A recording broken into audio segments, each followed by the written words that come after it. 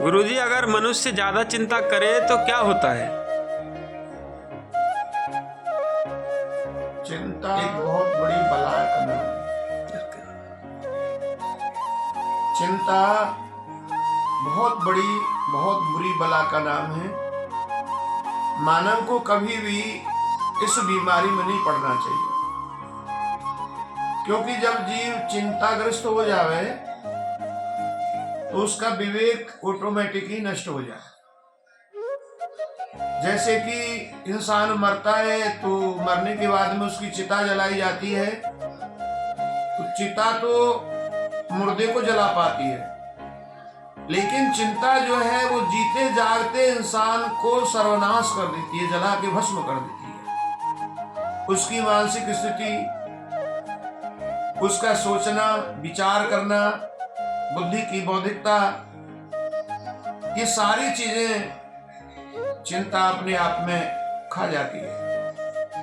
इसलिए मानव का धर्म है कि बड़ी से बड़ी समस्या आने पर भी चिंता की जगह जैसे ही चिंता प्रवेश करे मन के अंदर में, तो प्रभु ने आदेश किया है कि चिंता को रोकने के लिए चिंतन करना चाहिए। भगवान नाम चिंतन, प्रभु का नाम स्मरण करो, चिंता दूर हट जाएगी। यही एक दवा चिंता की है। और चिंता को अगर नहीं इस काबू में कर पाए तो मानव शरीर अपने आप में बहुत ही ज्यादा परेशान और सारे शरीर का विनाश कर लेता है। चिंता एक विवेकशील जीव के लिए उचित नहीं है। चिंता माया को प्रबल करने की शक्ति है। जब जीव के अंदर में चिंता प्रवेश कर जाती है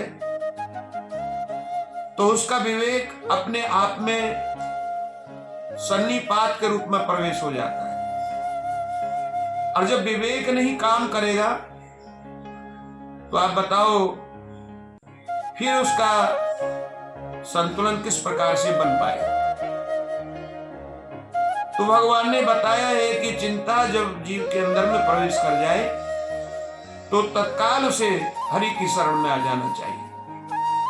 गीता में भी लिखा है भगवान ने कि चिंता के लिए तो केवल प्रभु के शरणापन्न रहना चाहिए और उस विवेक बुद्धि से कदापि धर्मों के विषय में भी नहीं पढ़ना चाहिए।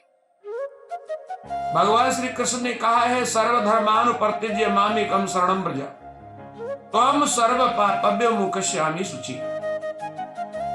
जीव प्रभु के जब शरणापन्न में हो जाता है तो वो प्रभु की जिम्मेदारी बन जाती है। प्रभु अपने आप में उसकी सारी समस्याओं का समाधान, पापों का निस्तारण, चिंता का हरण, ये सब गोविंद अपने आप कर लेते हैं। इसलिए जीव को बस यही ध्यान रखना चाहिए, शरीर में जैसे ही चिंता आए तत्काल चिंतन। राधे राधे।